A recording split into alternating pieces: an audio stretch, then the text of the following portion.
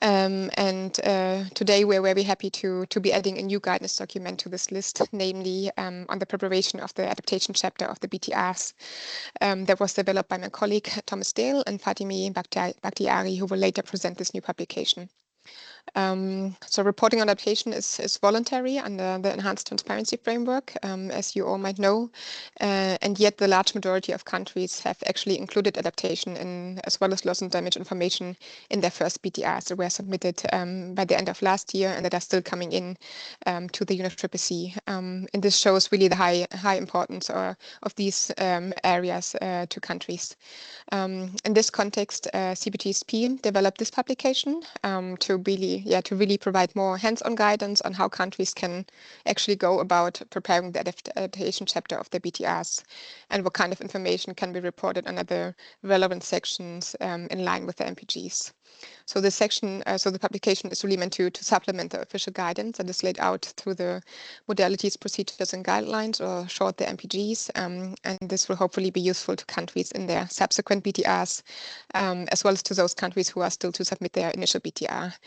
But you will hear more about it later from my colleague Thomas Dale. Just to let you know, also you will find the guide on the Climate Transparency platform, and we will post the link to the guide in the chat shortly. So let us have a look at the program today. We have a great lineup of speakers, and we will kick off the webinar with not one, but two keynote interventions. We are joined today by Dr. Timo Leiter from the London School of Economics, LSE, who will provide some reflections on the importance of reporting on adaptation. Timo is widely known in the adaptation monitoring and evaluation space. He has been a lead author for the UNEP Adaptation Gap Report for many years. He has published extensively in this area and also advises national governments on implementing M&E system in the context of their NAP.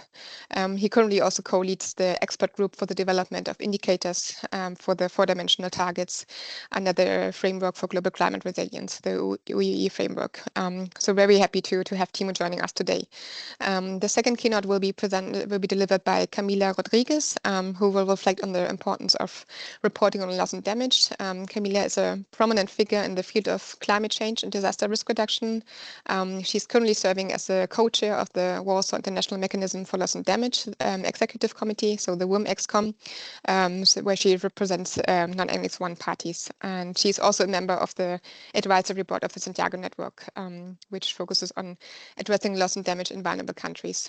So really happy to have Camila and Timo joining us today. After the keynote presentations, we will have a short Mentimeter survey to hear from you, the audience, on your views and your perspectives and reflections on reporting on both adaptation and loss and damage, and to get us all activated and ready for the next part, which will be the presentation of the guide that we're launching today by Thomas and Fatimi. So Thomas is a project officer here at the center, working primarily on the Adaptation Gap Report, authoring the chapter on adaptation planning, and he also works in the space of adaptation transparency, adaptation reporting, through the provision of training and the development of knowledge products, including this publication here today. He will be presenting the overall structure of the guide and its objective, and will then highlight the key recommendations for adaptation reporting as outlined in the publication. And last but not least, Fatimi, she's a senior advisor here at the center, specializing in the area of loss and damage assessments, and has also worked extensively with assessment of sustainable development co-benefits. And she will be presenting the key recommendations for loss and damage reporting as outlined in the publication. Afterwards, we will have time for a short Q&A. So please take note of your questions. Please also feel free to post your questions in the chat throughout the webinar, and then we will either take them up in the Q&A session or answer them directly in the chat in the interest of time. So please don't be shy to ask away. So without much further ado, let us get started. I will give the floor to Timo Leiter to kick us off today. Timo, the floor is yours. Thank you very much, Susanne, and hi all. I'm sharing my screen for a few slides for to kick us off, and you should see the first slide now.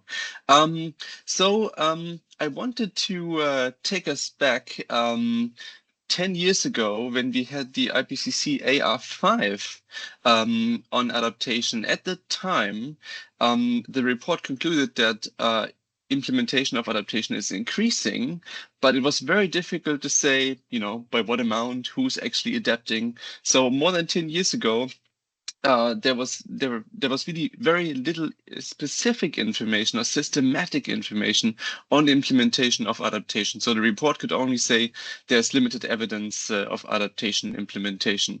And any more systematic answering to the question of are we actually adapting was not possible more than 10 years ago, or just 10 years ago.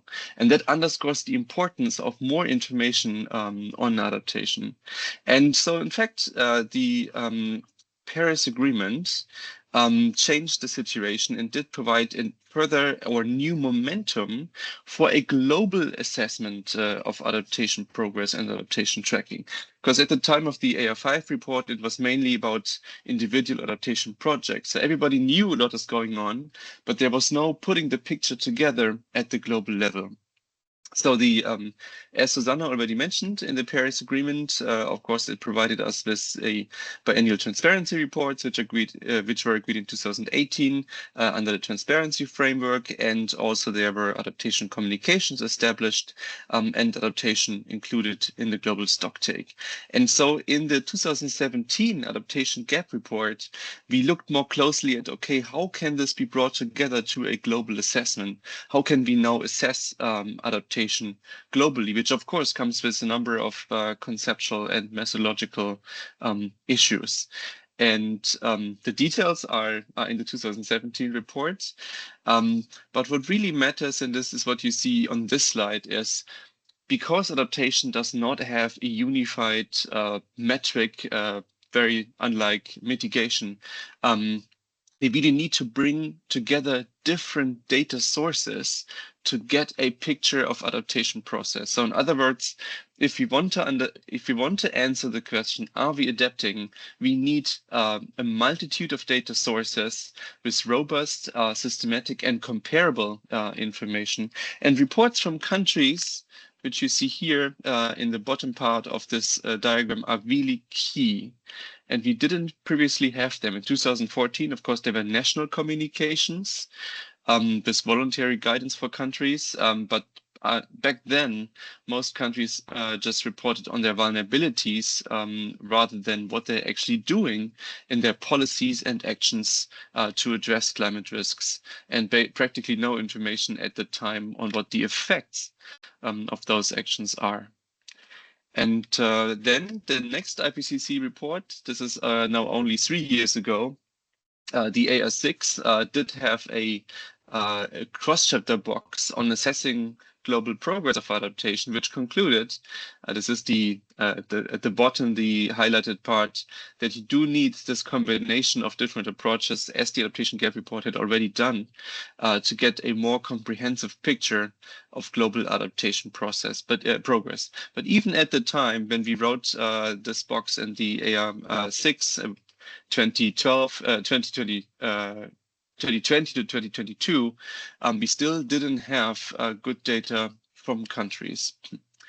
And so in the Adaptation Gap Report, which includes a chapter on the implementation of adaptation, we are combining multiple data sources. The left part of this slide is from a presentation from 2021, where in the report we did combine information from adaptation projects from the different funds under UNFCCC and from the top 10 bilateral donors on adaptation, as well as there was a large initiative called the Adaptation Mapping Initiative, which looked into evidence of adaptation in journal articles. But in 2021, we still didn't have the consistent information from countries. And this is what is now changing through the BTRs. 2 years ago, in the implementation chapter, we looked at adaptation communications, the other type of document established under the Paris Agreement. However, adaptation communications were submitted only by a relatively small number of countries.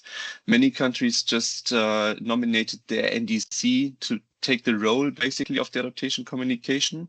But BTRs are a different story because BTRs are mandatory for all countries. They have a clear, even so it's voluntary, chapter on adaptation. And we are already seeing that a far larger number of countries are submitting or have submitted BTRs than we had adaptation communications. And in addition, and this is as Susanne mentioned, and as Thomas will also line out, getting this information every 2 years can be really kind of, I'm not sure if I can say a game changer, but definitely a much more frequent source of data, where also over time, by improving the reporting in BTRs, we can get a very important additional data source. And that's exactly why the guide being launched today will be very helpful for countries and also for our global assessment of adaptation progress. And with that, I just wanted to share one more slide, which is that there's also a training course. So countries can voluntarily request the Secretariat to review the adaptation part of their BTR. There's a new training course that was just launched at the COP in December. And the Secretariat, the UNFCCC Secretariat, is also looking for new or further reviewers, especially from developing countries, to undertake these assessments, and that training is fully consistent with the guidance to be presented today. Thank you very much.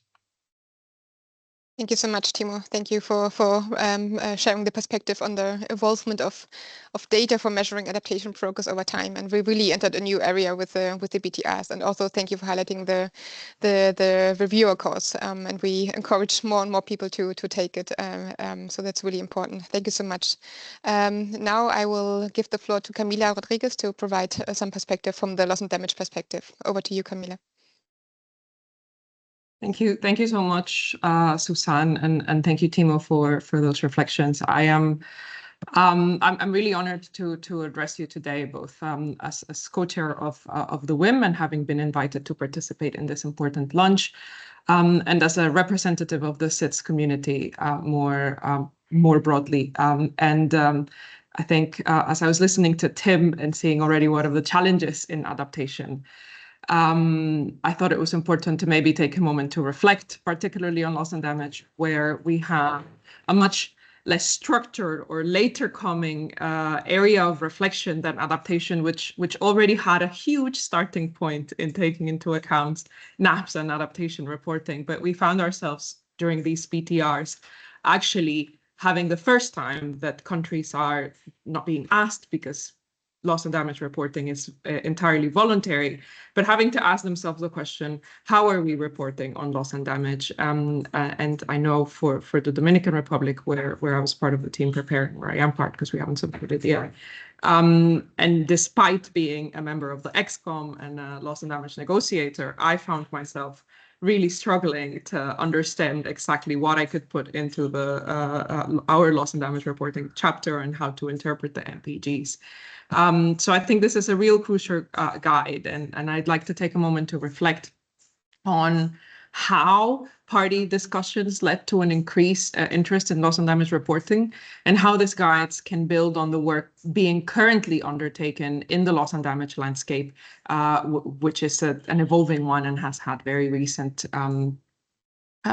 important decisions and new structures. So coming out of the BI and the outcome of the first global stake, it clearly acknowledged the need for better data collection and management to adequately assess loss and damage. Developing countries clearly pointed out gaps in knowledge and technical capacity and in guidance when it comes to reporting on loss and damage, and the skewed picture of global loss and damage that would ensue if these gaps were not addressed. Recognizing that our current reporting mechanisms do not yet fully capture the complex and multifaceted impacts of climate change, particularly for vulnerable communities. This guide comes at a crucial time, Parties are currently engaged in data collection and climate action planning as they prepare for the NDCs 3.0, wondering as well, how are they to integrate loss and damage into their NDCs? And they are building on the lessons learned from submitting their first BTRs last December, making sure that they have access to guidance and knowledge on how to report loss and damage will enhance capacity building from the first round of BTRs. This timing is also crucial as ExCom is currently responding to the mandate from the first global stocktake decision to prepare voluntary guidelines for enhancing the collection and management of data and information to inform BTR preparation. This CBIT-produced guide provides a complementary guidance to countries, highlighting opportunities for synergies. Indeed, both of these exports, the ExCom voluntary guidelines and the development of this guide, exemplify the type of collaboration needed to bridge existing gaps in terms of loss and damage data. While the ExCom works on practical complementary information on the guidelines from the MPGs for reporting on loss and damage, the structured reporting framework of the BTR guide, a more hands-on approach, as Susanne said, can support consistency enhancing while maintaining flexibility.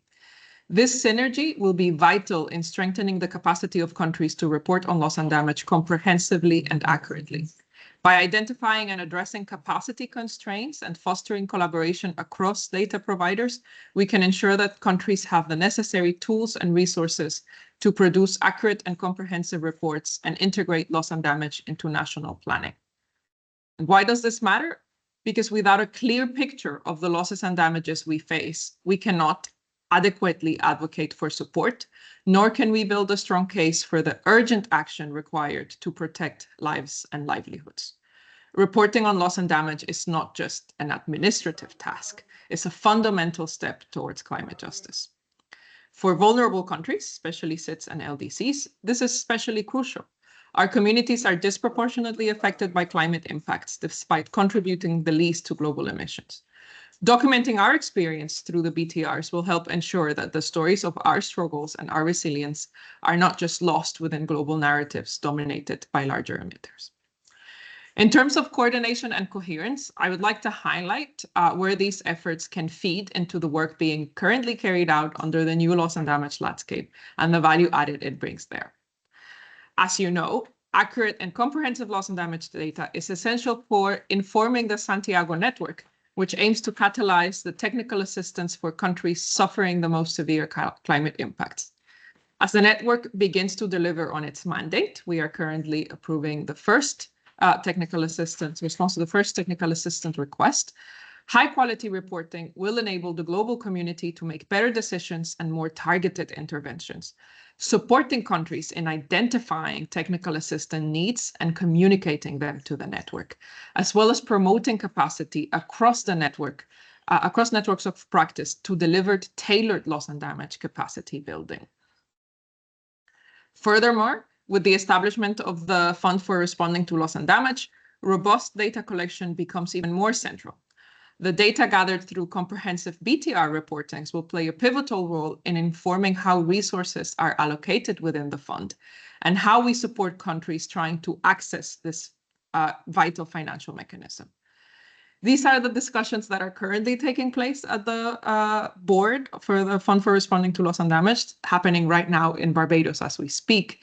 And this guide can help countries build their collective understanding of loss and damage under the convention, support how we document loss and damage, and thus how we can better advocate for the equitable distribution of resources and ensure that the support is reaching the communities most in need. As such, this guide is not just a tool, it's an opportunity. An opportunity for countries to enhance their adaptation chapters by systematically including loss and damage data, making our reports more reflective of the real challenges we face.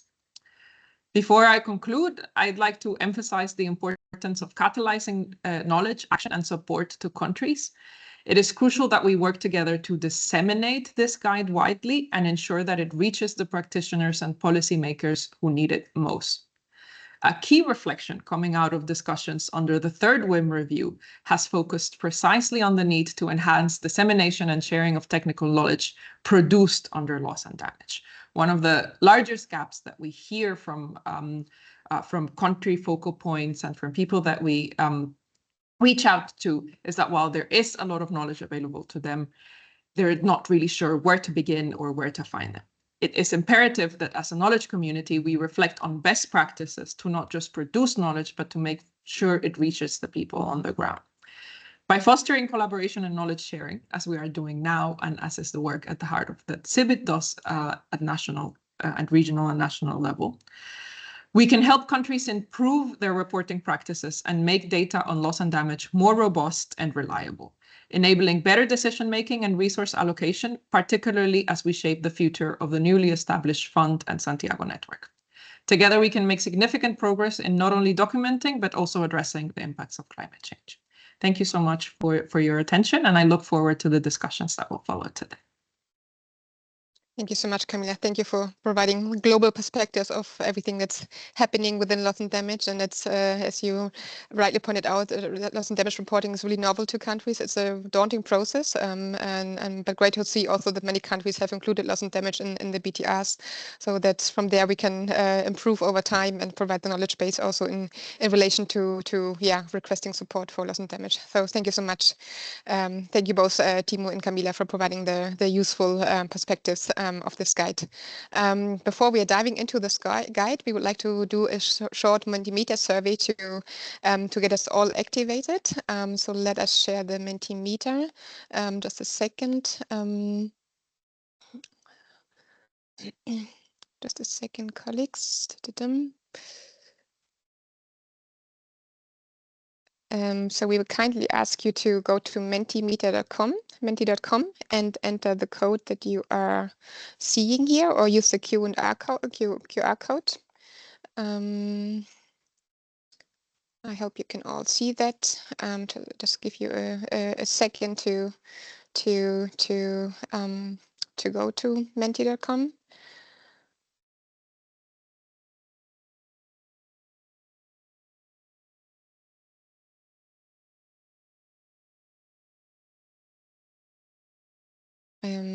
So I'll just slowly get started. So the first question, we have 132 people on the line, and we would like to see where you're all joining us today, to see what is the global spread of participants today. See many from Europe, Indonesia, India, South America, Caribbean, Africa,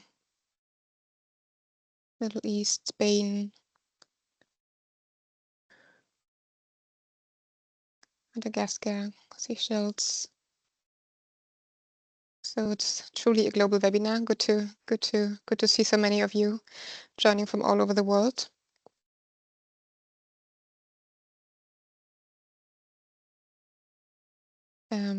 Let me navigate to the next question in the interest of time. What is the first association that comes to your mind when hearing adaptation, loss and damage reporting? So what's the first word, first idea that comes to mind when you think of that?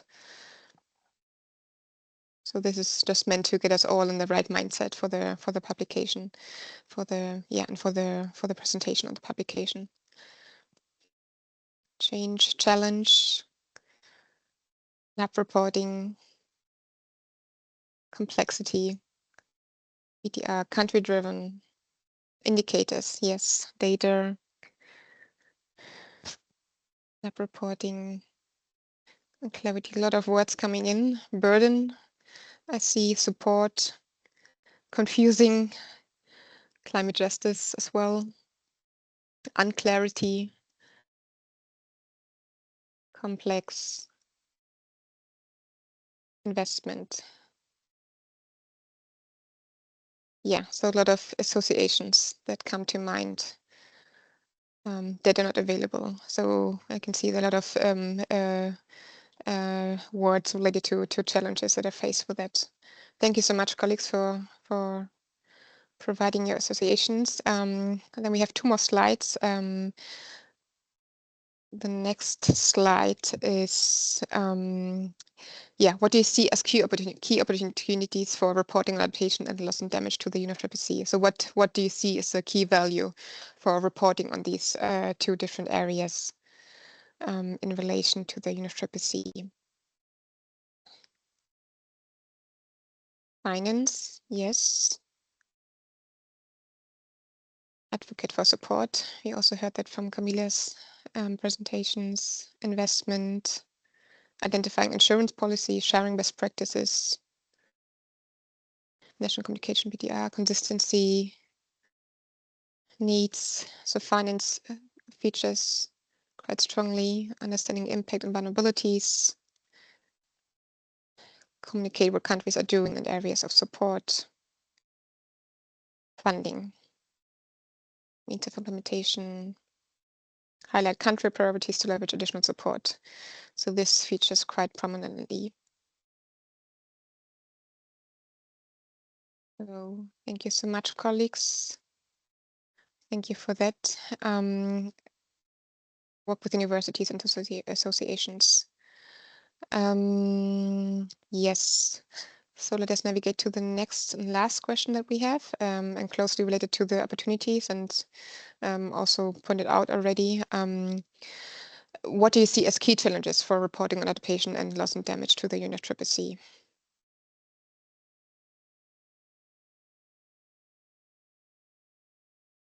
Indicators, yes.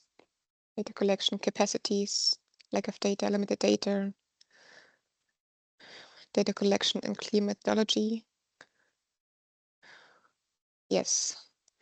So data, lack of data, data collection is a prominent issue. Metrics and data, capacity buildings as well.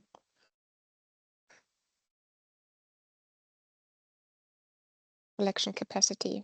Yeah, so data and capacities seems to be a big issue. Yes. So thank you so much for that, colleagues. We hope that the guide will help to address some of the challenges. No pressure. But yeah, now we will be diving into the publication, and I give the floor to Thomas, who will present the guide, the structure, and then will provide some key recommendations for reporting on adaptation. Over to you, Thomas. Okay, thank you very much, Susanna. Just to check, is my screen showing on the Yep. Okay, very good. Okay, so thanks everyone for joining. It's great to see so many people on the webinar. So over the next 20 minutes, I'm going to make two short presentations. In the first one, I'm going to provide an introduction to the guide we're launching today, essentially going over why we've developed it, what the guide contains, how you can use it, and most importantly, why we think you should use it when preparing the next the adaptation chapter in your country's next BTR. And then in the second presentation, I'm going to present a sample of the guidance contained in the guide related to the reporting on adaptation policy processes and actions, essentially just to give you a flavor of what sort of recommendations the guide contains. And then following this, I'm going to pass over to my colleague Fatime, who's going to provide a similar sample for our guidance on reporting on loss and damage within the BTRs.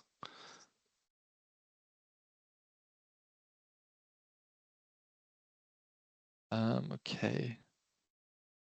Is it there? Not. I just see a gray space where the Mentimeter was, but no presentation. Same here. Still not. Just a second, colleagues.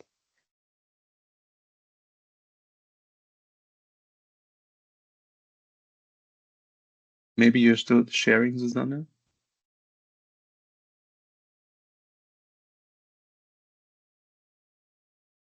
Actually not sharing.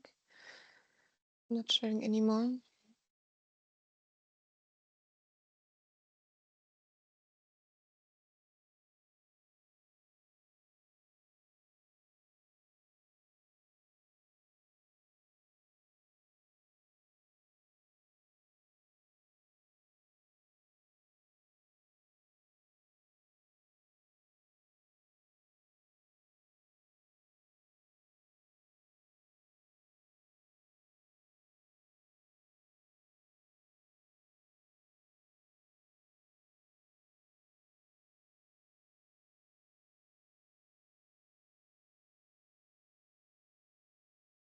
Just a second, colleagues. Thomas will just rejoin the meeting and hopefully it will work. Apologies for that.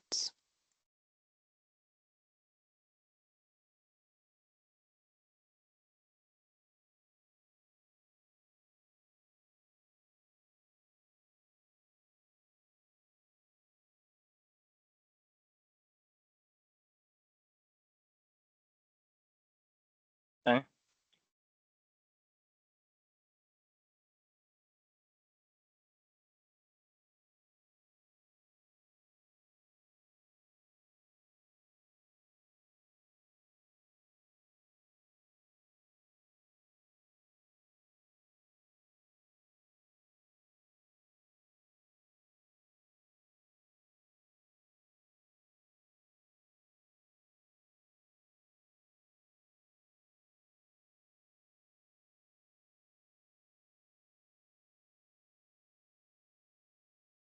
Now we can see it.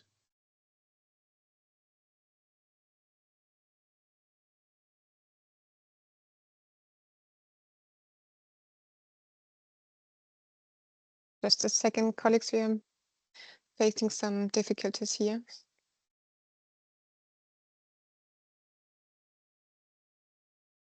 We can see it now, Susan. Yes, but Thomas cannot log on anymore. So there's some issues. Just a second.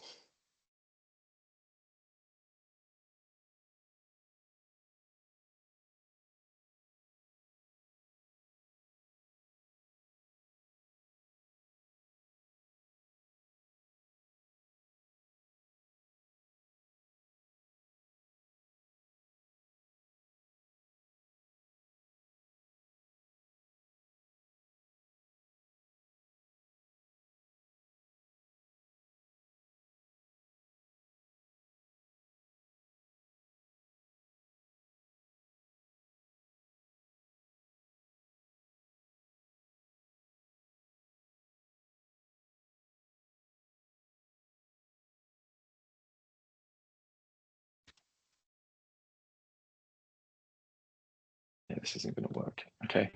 All right. If you could do the slides, then I'll. Okay. Can you hear me, Susanna? Okay, great. So apologies for the technical issues.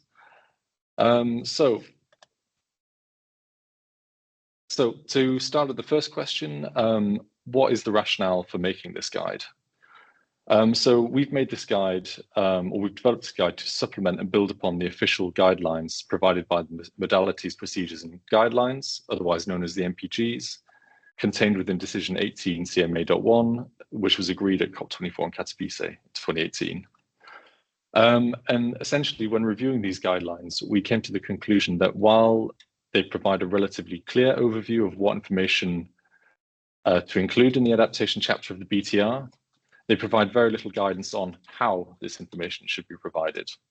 And as we've just heard from Timo and Camilla, how and the extent to which countries provide information related to adaptation and loss and damage is important for several reasons, including primarily the fact that it will determine the extent to which the global stocktake and other such assessments are able to track global progress being made in the various dimensions of adaptation.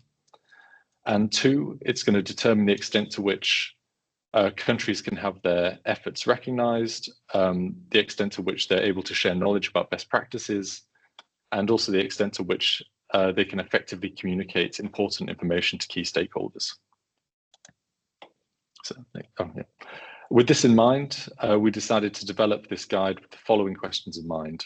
First, how can adaptation reporting be tailored to processes such as a global stocktake, so that these assessment processes have access to the information they require to effectively and comprehensively assess global progress in adaptation? And secondly, how can countries report on adaptation in a way that allows their adaptation reporting to perform other important functions, such as ensuring that their adaptation efforts receive recognition, enhancing the collective understanding of adaptation support needs, and also enabling them to share good practices, experiences, and lessons learned effectively. So all this brings me to the guide itself. So to support users of the guide, prepare the adaptation chapter of their country's BTR in a way that supports the global stocktake and performs the other desired functions we've gone over. The guide is structured around two parts. Part one provides a general introduction to adaptation reporting under the UNFCCC, including its purpose and function, the extent to which it's been successful up to now in performing these objectives and functions, or achieving its purpose and performing these functions, giving countries an idea about what they should consider before preparing the adaptation chapter of their country's BTR, and finally, going over how adaptation reporting can be tailored to support the tracking of progress towards the targets contained within the UAE framework for global climate resilience. Part two, meanwhile, provides the guidance for preparing the adaptation chapter of the BTR. The guide does this through two means. Firstly, it provides countries with a general template that can be applied to structure the BTR's adaptation chapter. And secondly, it provides detailed guidance about the information countries should try to include within each section of the proposed template. And this includes sort of insights into why the suggested information is important, and also provides examples or suggestions for how this information can be presented. And users can use part two of the guide in two ways. So first and foremost, they can use it in the way we hope they use it, which is apply the proposed template and then use the guidance provided to populate each section of the template. However, countries can also ignore the proposed template and opt for their own, which might make sense depending on the the national circumstances of the country or the way they're approaching adaptation within that country, and instead simply use the guidance provided for each section as a source of ideas and inspiration as to what they should include in the sections of their BTR, or the adaptation chapter of their BTR.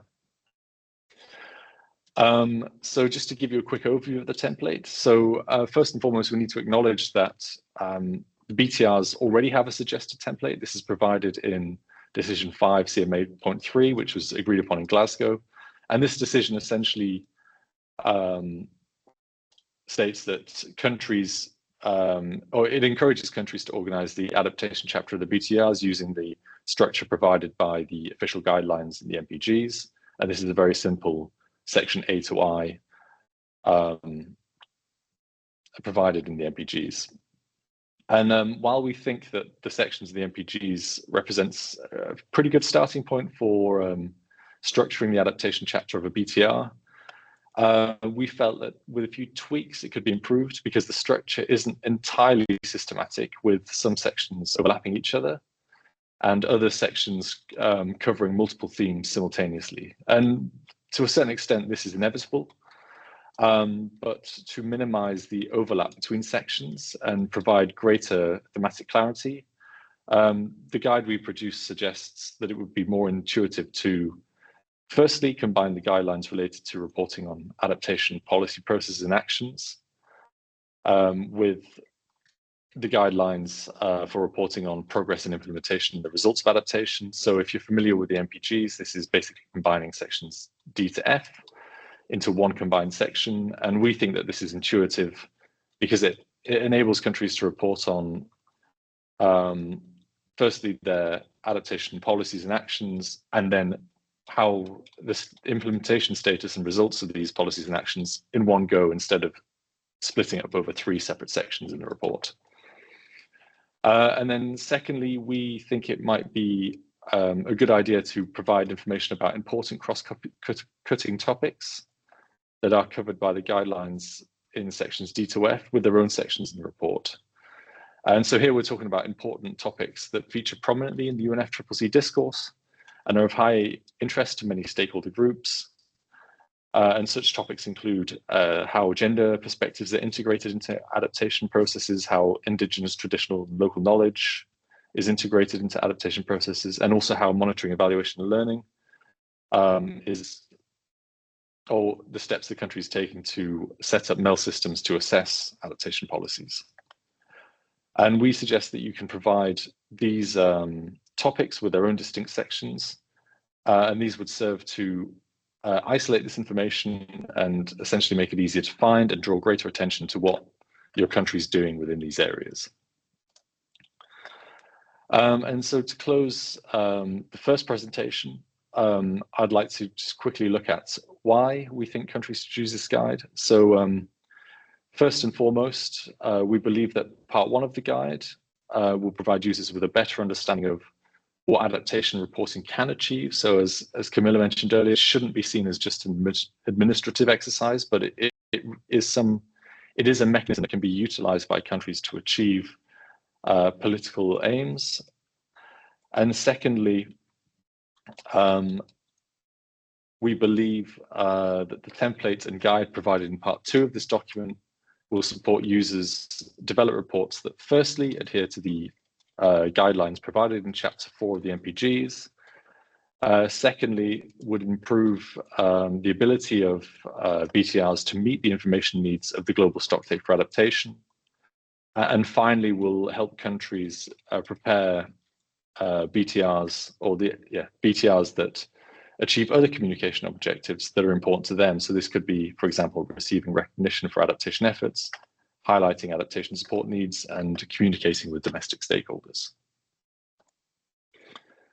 So that brings me on to my second presentation. And as I mentioned earlier, within this part of the presentation, I'm going to be presenting some of the guidance provided by the document. And this extract is related to guidance we provide related to reporting on adaptation policy processes and actions. So again, for those familiar with the MPGs, this would be the guidelines within sections D to F.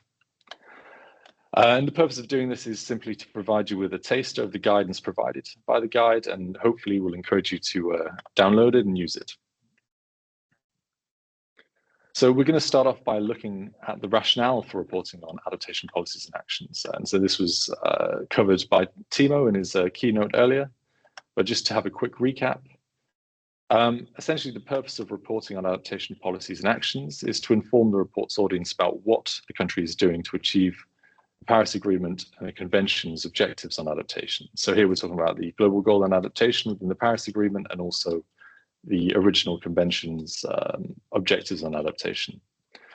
And this isn't just what the countries are doing, it's also about providing information about whether these efforts are on track and whether or not they're leading to the desired results. But aside from providing this information to parties and processes like the global stocktake, reporting on adaptation policies and actions can also be leveraged by countries to achieve other things. For example, it can be used to highlight specific adaptation policy processes and actions, and basically communicate them to a wider audience. And this is particularly interesting where countries feel that these actions or policies deserve recognition from other parties or actors. And finally, and it can also be used to share good practices, experiences, and lessons learned, and therefore contribute to our collective understanding of what works, what doesn't within adaptation. Okay, so that sounds good and straightforward, but when reporting on adaptation policies and actions, countries face a big problem, and namely that is that they cannot report on everything. So the figure on this slide illustrates that adaptation planning will be occurring to greater or lesser extents at every level of administration within a country. And what this means is that the number of planning processes increases exponentially as we move from the national level down through the sectoral level and down to state and local levels. And when we consider that plans and strategies typically contain between 10 and 200 specific actions each, one can quickly see that the number of individual actions planned and being implemented by a country will quickly add up to the hundreds and thousands of individual actions. And when considering that this figure doesn't contain or doesn't capture mainstreaming efforts by various levels of government and also adaptation actions planned by non-state actors, basically what we're trying to get across here is that it's impossible to report on absolutely everything, and therefore countries need to prioritize. And In this vein, what we recommend is that countries prioritize reporting on their main national adaptation policies. And so this we mean NDCs, we mean NAPs, or we mean equivalent policy processes that are ongoing at the national level. And we make the argument that reporting on your main adaptation policy processes should be prioritized, as these processes represent the highest level of adaptation policy in the country and play a crucial role in enabling, coordinating, and driving adaptation within the country. For example, these policies play a key role in establishing and strengthening the national legal framework for adaptation, building institutional capacity for adaptation, including strengthening and establishing institutional arrangements. They play a key role in coordinating adaptation across different levels of government and different line ministries. They are a key instrument in mainstreaming adaptation into existing planning systems in other policy areas, and they also are key to driving action to address adaptation priorities. Therefore, we believe that reporting on these instruments will provide the report's audience with an understanding of the main systemic steps that the government is taking to facilitate and advance adaptation in the country. What this doesn't mean, however, is that countries should only report on the main adaptation policy processes. And countries should, if they want, also report on policies and actions outside the main adaptation policy processes. And countries should do this when they feel that doing so has something to add and can communicate something of value to the other parties and other stakeholders who would be reading these reports. Now, just coming back onto reporting on the main adaptation policy processes. So when doing this, we recommend that countries provide detailed information about these policies, and not just about their contents, so not just about the priorities they include and the actions that they propose, but also information about the preparation process and the follow-up. So in the guide, we recommend that countries provide information about, or background information about the policy, so who's implementing it, what the timeframes are, and how it relates to other legislation and policies. We also recommend that they provide information about the contents, so objectives and actions, information about the preparation process, so this is if and how stakeholders were consulted during the preparation process, how the perspectives of women and vulnerable groups were considered in the instrument. We recommend that countries provide information about the enabling environment for implementing the policy. So is finance available? Have coordination mechanisms for its implementation been established? We also recommend that countries provide information about implementation and results. And finally, about the next steps. So when will the policy be reviewed and evaluated and eventually updated? And we think that countries should provide all this information because it will provide the audience with greater insights into the process, including whether these policies have been prepared following widely acknowledged best practices, whether or not the resources and coordinating systems required for effective implementation are available and in place, and finally, and possibly most importantly, whether or not these policies are actually being implemented and successfully leading to the results intended.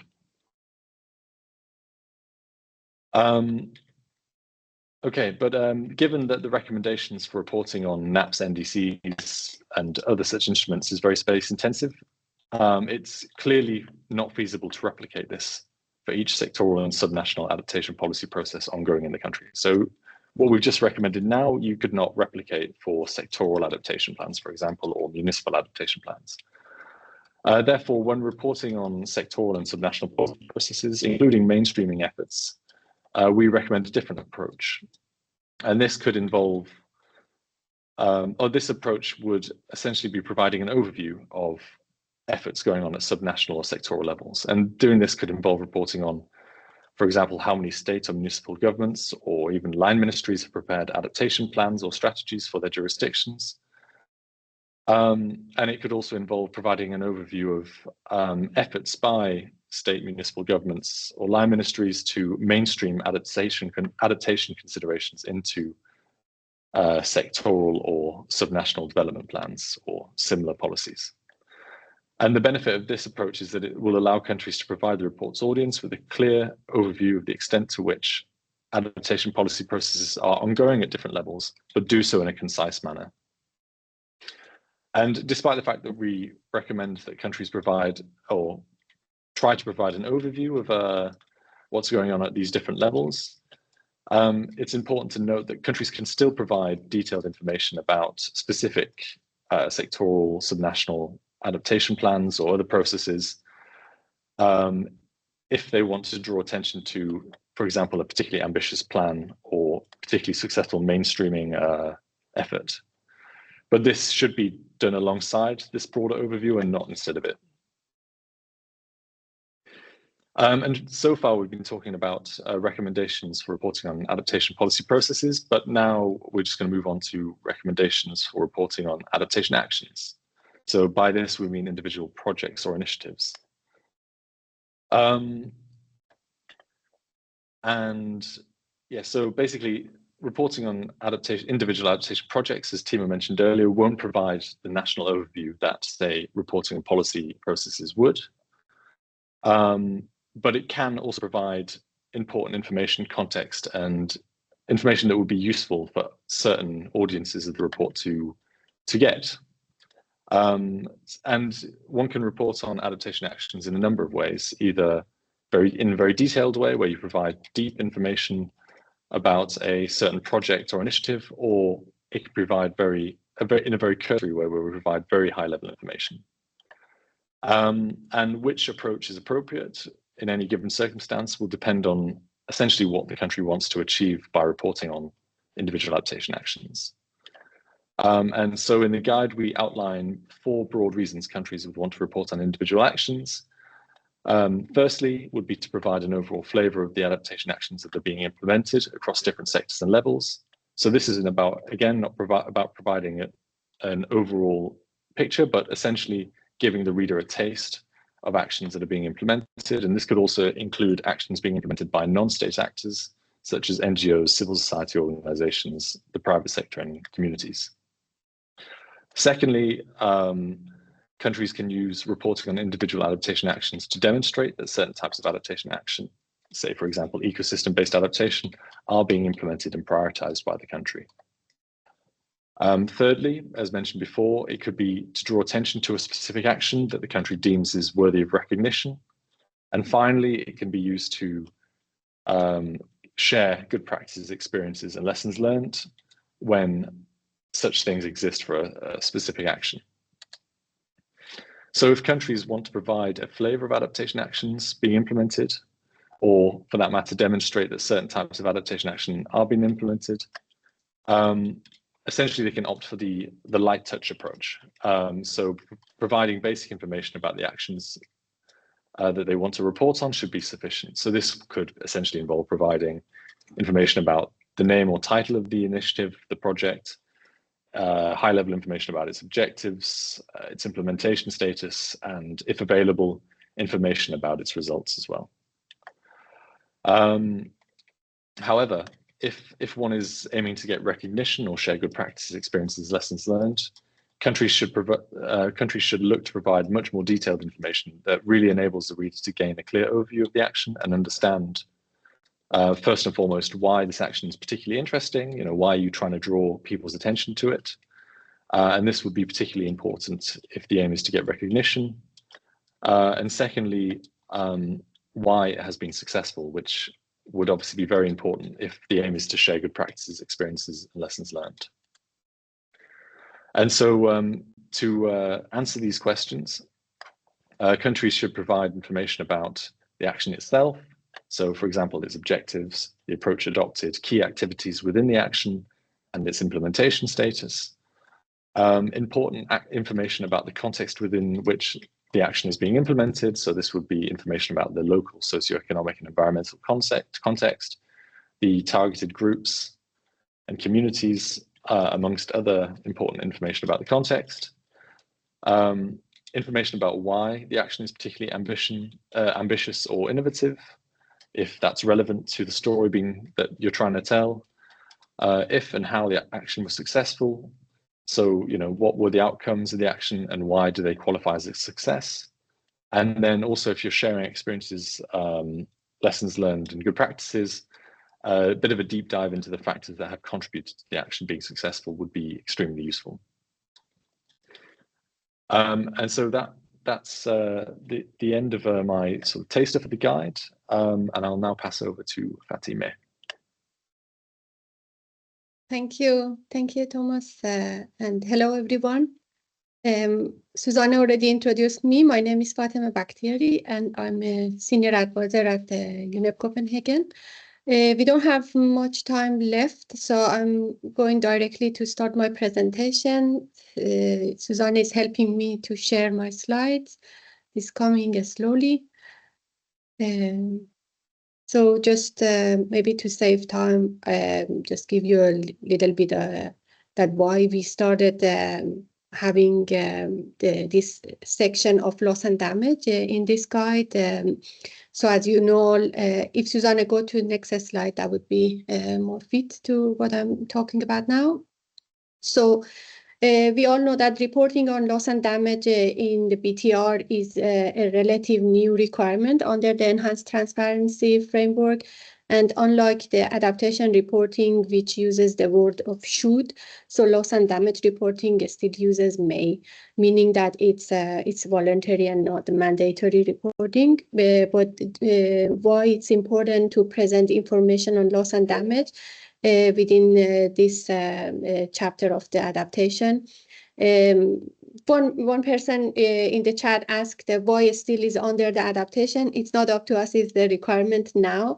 At the COP, at least the recent COP people, they raised this issue that they would like to have a separate chapter for loss and damage for the global stocktake report.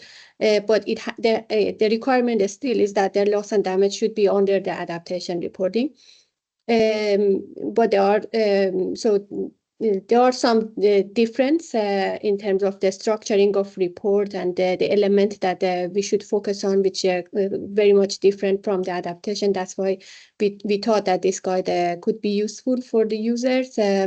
If I want to provide with two main reasons that why loss and damage should be reported for the BTR, first is helping to determine how well the global stocktake can track progress in addressing climate change impact, specifically the loss and damages that countries are facing, as Camilla mentioned. And then also second, create a space for countries to share knowledge, best practices, and lessons learned.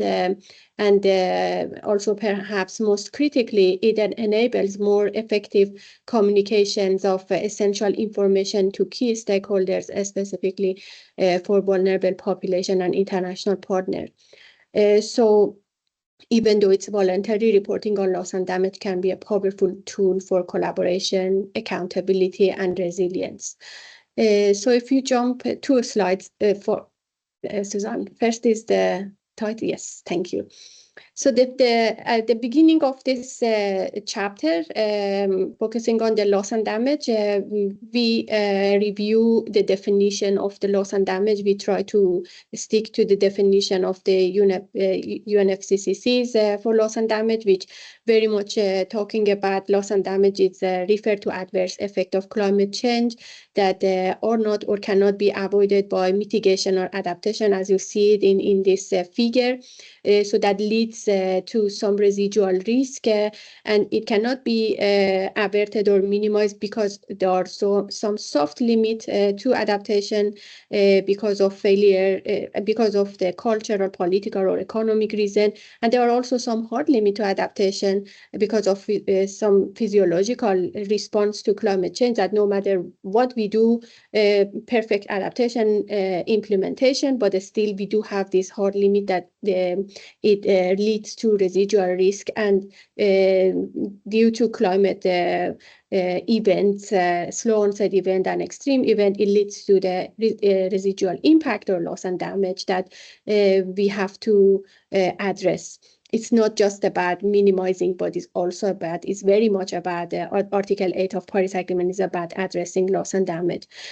So this loss and damage, if you go to next slide, loss and damage can be communicated or categorized based on if it's economic loss and damage, which very much talking about the for example, effect on the income at the income level, or at like agriculture production affected, or business operation affected because of this event, or physical assets like loss of property, or loss of or damage to the infrastructure, or the non-economic loss and damage that we are dealing with at the level of the society, talking about the indigenous loss of indigenous knowledge, or loss of cultural heritage, or at the individual level, loss of life, loss of health, loss of human mobility, or at the environment level, loss of biodiversity or ecosystem services.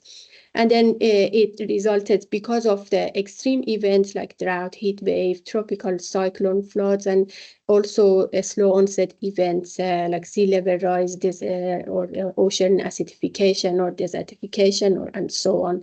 That these are the like a way we can communicate it or categorize it. If we go to next slide, so even though loss and damage are critical component of climate actions, but yet we see that they are often treated separately from mitigation. And also by integrating them into the NDCs, countries can provide a more comprehensive view of the climate risk and response. These integrations also align with the global framework like Sustainable Development Goals or Sendai Framework for Disaster Risk Reduction and the Paris Agreement. Moreover, when countries explicitly include loss and damage in their NDCs, they can make a stronger case for financial and technical support. As Camilla mentioned, I'm talking about both NDCs and BTRs, because when we want to report for the BTR, we look, as Thomas mentioned, we look to NDCs and NAPs and see what we have there, and then we reflect it in the BTR. So if we want to report on loss and damage, we also, as a country, we should also think about including loss and damage in the NDCs, not just on their adaptation for the NAP, but also in NDCs. So integrating that into the BTR or NDCs, so increase the chance of countries for making a strong case for financial and technical support. And also it's very crucial for especially vulnerable nations that needs funding for disaster response and recovery. But yet, when we look at the NDCs, we see that even though 70% of NDCs mention adaptation, fewer specifically address loss and damage. I was looking the countries that they reflect for their BTR. I could see Vanuatu and Haiti. They are the ones that very much talking about loss and damage, includes detail, like Vanuatu detailed strategies for addressing loss and damage, emphasizing on the risk reduction and recovery from climate-related disaster. And Haiti incorporate costed activities related to loss and damage in the BTR, demonstrating how developing nations can use observed disaster data as proxies for comprehensive financial needs assessment. If you go to next slide, we talked about addressing loss and damage. So it's very important to reflect those actions or the way that we use the response to address loss and damage. For countries, addressing loss and damage can involve in 3 different categories of developing or strengthening the institutional framework for addressing loss and damage, implementing response to past, present, or likely future loss and damage, and build monitoring and reporting capacities to manage loss and damage. If we go to next slide. So about the institutional framework. Institutional framework provides the structure needed to guide, coordinate, and enable actions in response to climate impact. It will elaborate on, I will in the last slide, elaborate more on the what we mean by institutional arrangement or what the importance of institutional arrangement is. But in my opinion, when we want to start reporting, first we need to come up with this arrangement, how it should be arranged from the strengthening legal and policy framework to ensure clear rules and regulations for addressing loss and damage, coordination mechanism which help align actions across sectors and level of governments, financial system provide sustainable funding for recovery, compensation, and resilience building initiatives, and also institutional arrangements support implementation and collaborations among stakeholders. So to do a proper reporting, having a proper governance and institutional arrangement is very important, and also being able to report on the institutional arrangement is also an important topic for this section of the BTR. We go to next slide. So individual actions to address loss and damage can be divided into two categories. We have direct actions that respond to a specific impact, and also actions that support decision makings, which they should reflect also in the reporting. For example, direct actions, the actions that very much focus on economic loss and damage, like rebuilding livelihood, risk insurance, social protection, compensation, or humanitarian aid, but also on the non-economic loss and damage, which very much looking into the cultural preservation or planned relocation, ecosystem restorations, canceling, like offering when people are dealing with a mental crisis due to disasters, and active remembrance.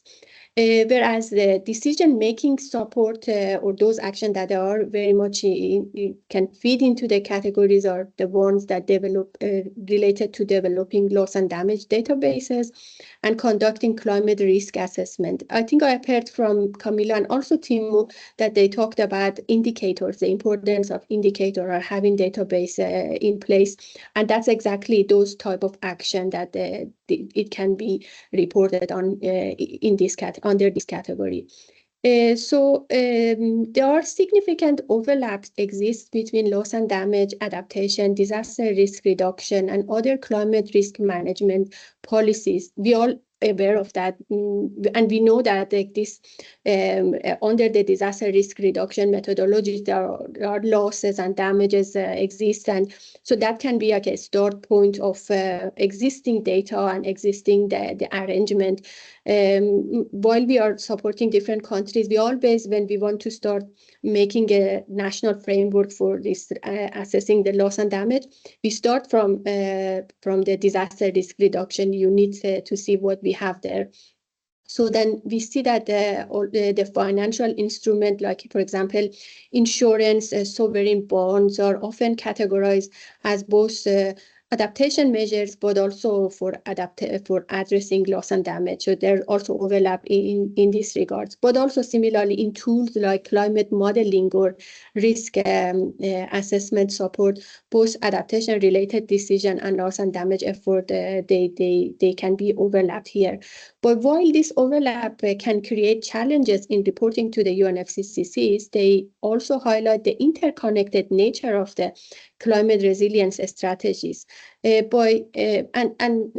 way to, I don't have a very proper answer how to distinguish or how to categorize it in a way that to distinguish which way we go, is it for adaptation or loss and damage, because it's very much depend on the countries and the stakeholder. But clear categorization enhance transparency while also supporting global assessment of the progress. If we know what action is very much adaptation, what action is completely loss and damage, and where are the blurry spaces. So at least then we are clear about what we are doing.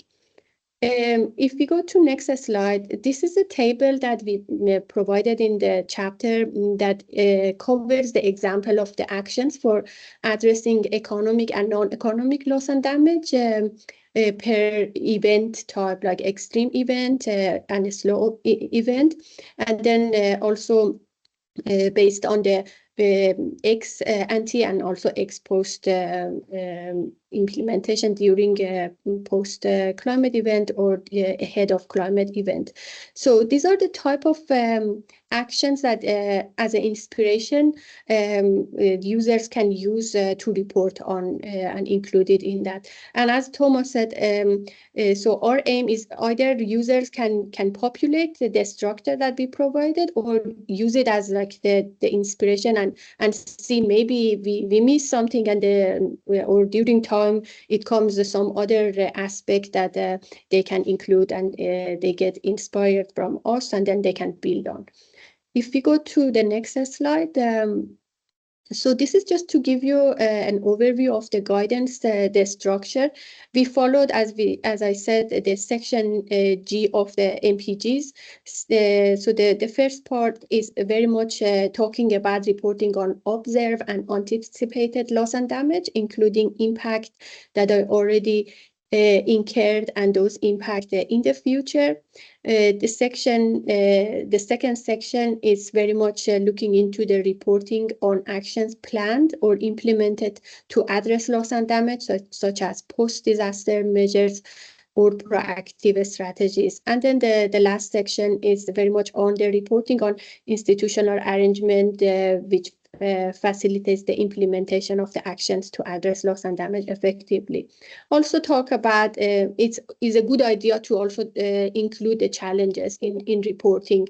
So the challenges such as the robust data is often lacking for certain dimension of the loss and damage. For example, it's difficult currently to very much be detailed on the slow onset events due to lack of data, like sea level rise or desertification, and also anticipated future impact due to the technical challenge in the forecasting, and also due to the nature of non-economic losses, like looking into the cultural heritage or biodiversity is also difficult to have robust data in place.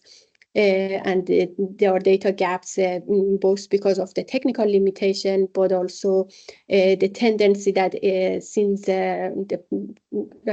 long ago, the focus was very much on the economic loss and damage in post-disaster assessment than non-economic, because it was easier that you had price as a proxy and you could, as in an intangible, so you could quantify. But existing having this challenge doesn't mean that we should not report, but it's good to be clear about the challenges in the report as well. If we go to next slide. Yes, so this is just to show that where are the likely source of information for different dimension of the loss and damage. As I said, it's just to give you some direction. They exist other sources definitely, but this is what we came up with to at least as an expert you can start with. Like past loss and damage due to extreme weather event, you can look into the post-disaster impact assessment data, case studies from affected communities, and also the global disaster database that exists. Future loss and damage due to extreme event, you can look into the climate impact, risk and vulnerability assessment that integrate or should be integrated with climate impact modeling, attribution, science, observational data, and historical record in order to minimize the uncertainty, and also so on with the post loss and damage and also future loss and damage. If we go to the next slide, so in cases that reporting on loss and damage is very much being limited by data gaps, some countries they don't really have existing data that much in place, or the time series of forecast or data is not available. Countries still should report, and countries instead can use narratives and case studies to report on areas where more robust data is absent, or use the narrative and case studies that can use countries in order to illustrate the loss and damages that are being experienced within their territories. So there are examples of that. You can look into the IIDs in 21 that they came up with compilation of different narratives and case studies that how you can frame that narratives and use it as a way of reporting. Also, the publication of the climate refugees again in 21. So that could be an example that how case studies and narratives can cover the loss and damage data gap in the specific case. If we go to next slide, how to structure the loss and damage information. So just to give you inspiration or a structure, the best approach to organizing the information on loss and damage, actually it will vary depending on what a country want to achieve through the reporting loss and damage and what is possible given the data they have available. But it can be done looking into the national overview, a broad assessment of a loss and damage, or a report that is very much focusing on the sector, region, and communities, or a report that is very much focused on by the climate event type, like classifying data by disaster type and be more specific.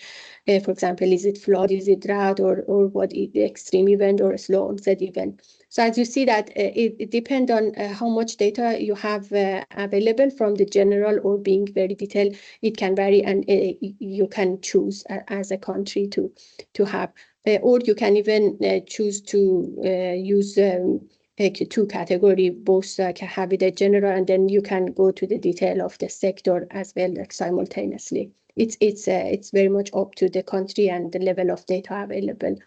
And this is just the next slide is just showing that what can be focused on if we choose to report at the national overview level or organize it by sector.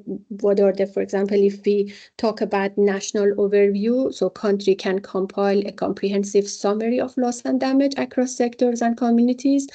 It can include, for example, an overview of climate events or how, in general, like a very general, how sector like agriculture, infrastructure are affected. And then like giving a broad overview of economic and non-economic losses in those relative respective sectors. And so on and so forth for being more detailed on based on the sector or based on the event.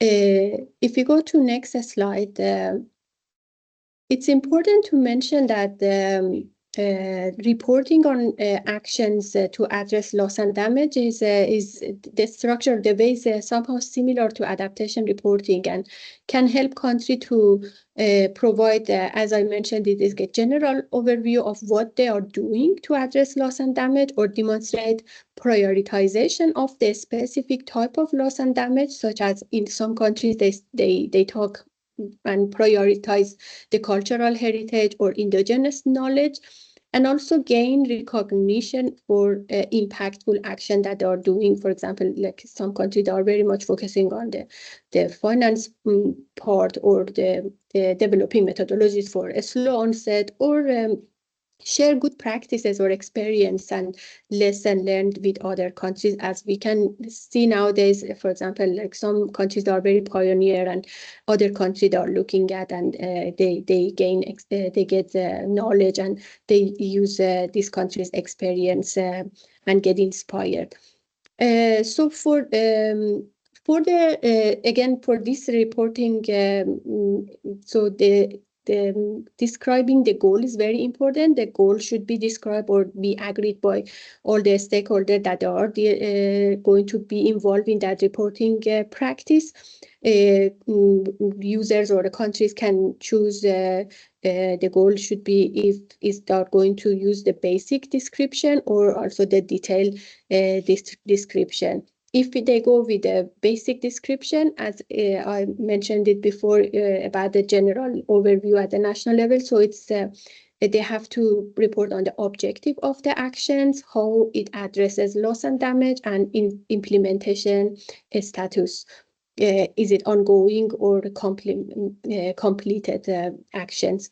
Or if they choose to be more detailed description about the action that they are doing, so so they should talk about more detail about the key activities, background context, such as socioeconomic conditions, who are the beneficiaries and the environmental factor, and why the action is innovative or ambitious, and what are the success factor or outcome of the action if applicable. And then also highlight the key area for reporting. For example, due to the relative immaturity of loss and damage as a policy area, this is significant interest in certain type of, there is a significant interest in the certain type of the actions, because it's different from the adaptation.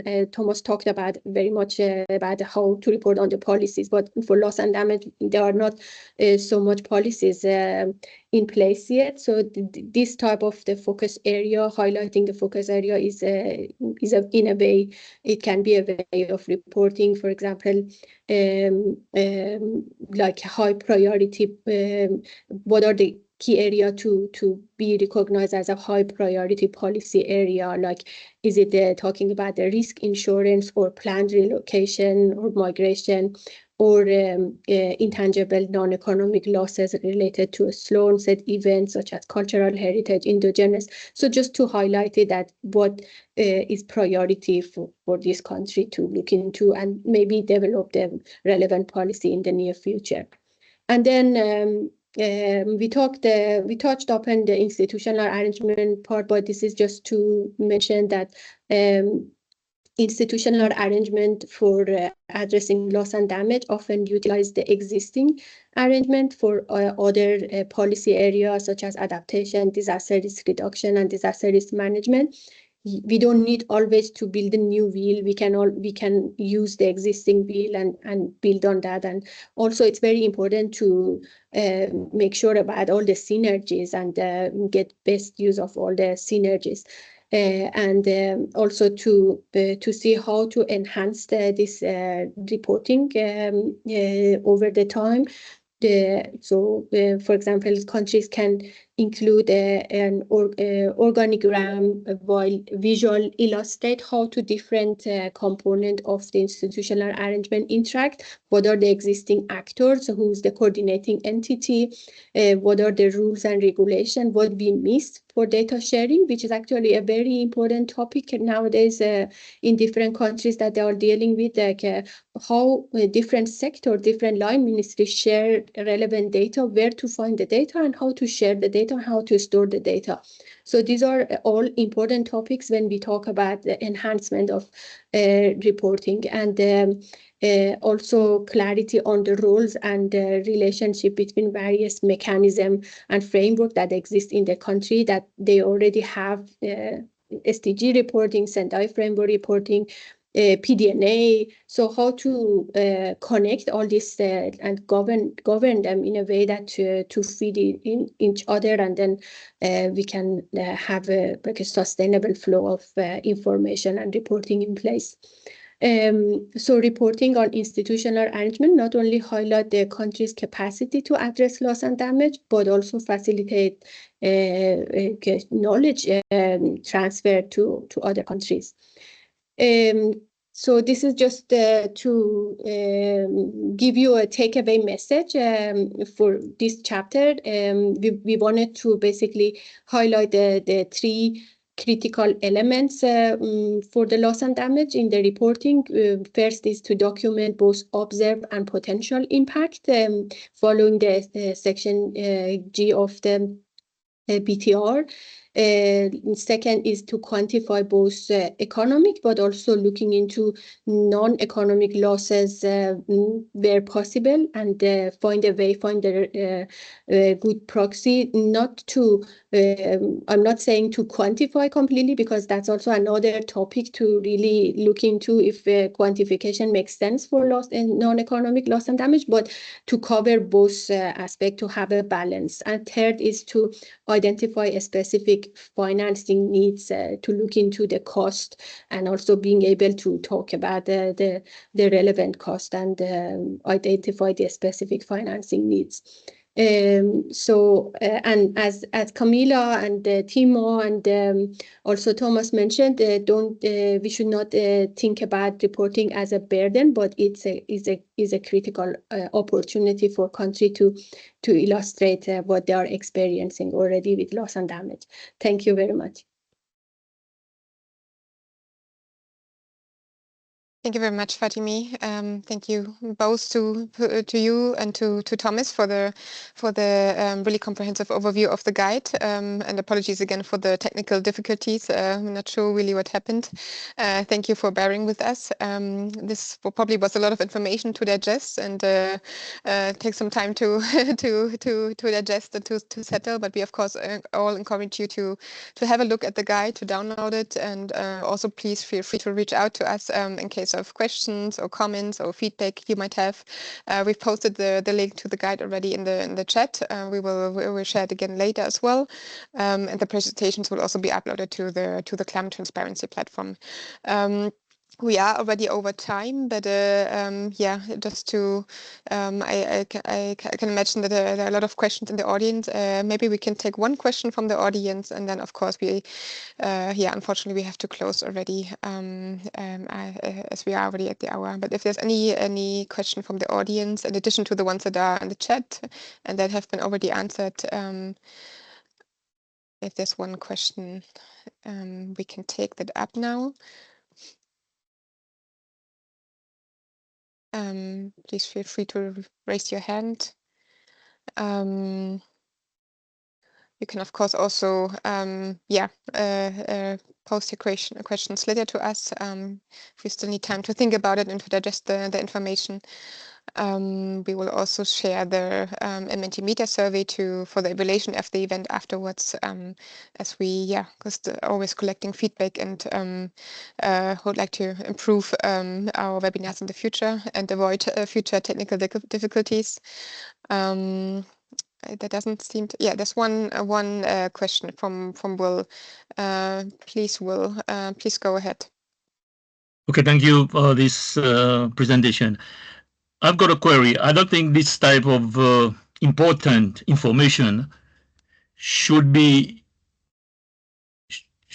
conveyed on an online meeting. This is very important information. I think this should be an in-person event whereby representatives from each country should be there physically so that we can avoid all these technical problems. Because myself, I didn't hear anything. I didn't get anything from this presentation. So, which for me is a waste of time. I've been wasting my time, 2 hours, and I didn't get anything. So I think in future, UNFCCC should consider, or whoever is planning this, should consider coming up with in-person meeting for such very important information. We are talking about adaptation and loss and damage. And it has not been clearly to us, for me particularly from Seychelles. I don't know the others, but for me. So in future, I think this should be reconsidered and carried out an in-person meeting. Thank you. Thank you, Will. Well noted. Yes, I mean, this was a launch event, and webinars are an effective and easy way to do those events and have a global audience. We know that funding is very limited for this type of purposes. And we, under the CBIT-GSP, as you know, we are organizing regional meetings as well to cover different elements of the reporting agenda. So this will be taken up there as well. Thank you so much. Yes, we will be sharing the evaluation link of the event afterwards. And yeah, please feel free to reach out to us. Thank you so much for joining us today, colleagues. Thank you for staying online. And